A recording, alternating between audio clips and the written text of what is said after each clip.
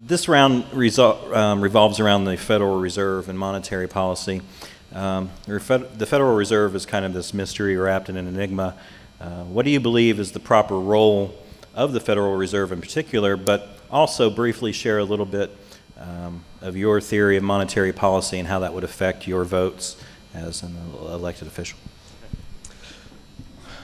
My name is Marlin Stutzman, candidate for United States Senate from LaGrange County, up by Shipshewana, Howe area is where we live.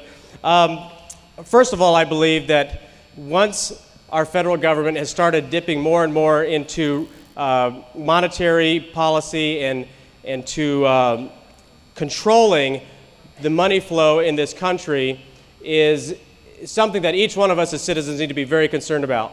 I think that as our tax dollars go to the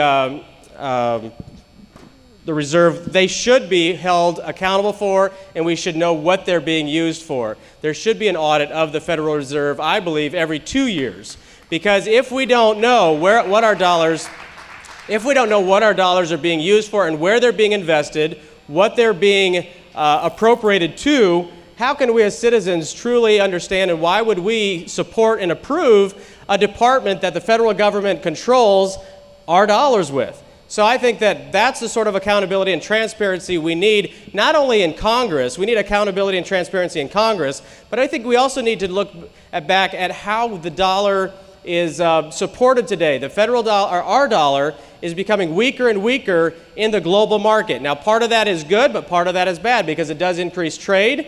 But at the same time, we need stability, and I think that's where our federal government is failing us because of the instability of the federal dollar, and that's because of the lack of constraint, and it's also the lack of accountability and transparency.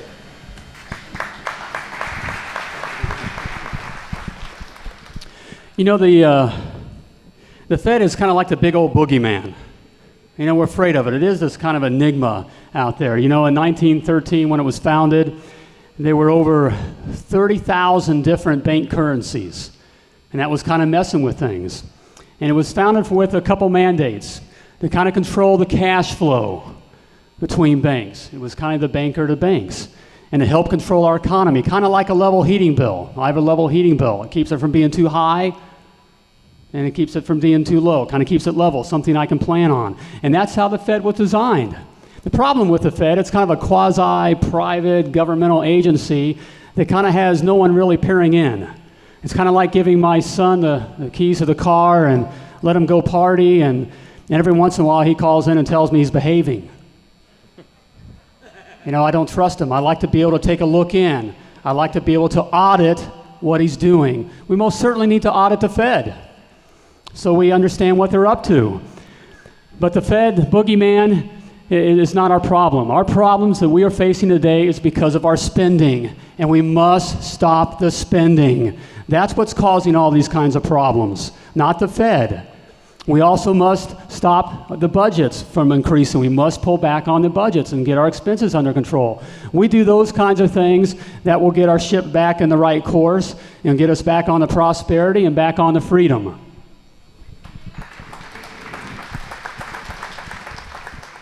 How many of you noticed this week that Moody's, the largest debt rating agency in the world, announced that they were going to have to review the AAA credit rating of the United States of America? How many of you noticed that? I hope you understand how serious that is.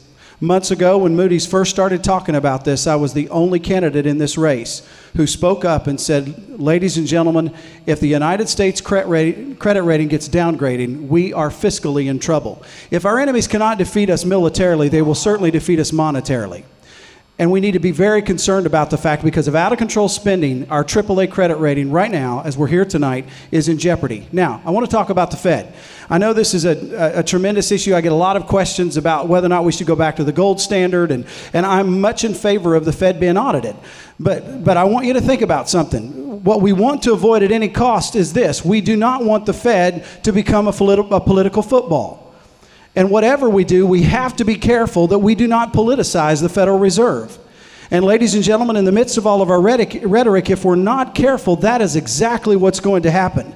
And under a Republican administration, we'll trust the Fed. Under a Democrat administration, the Fed will not be trusted. And if we politicize the Fed, then you will further weaken the American dollar. Now, a strong dollar is good for the United States of America. It's good for the world.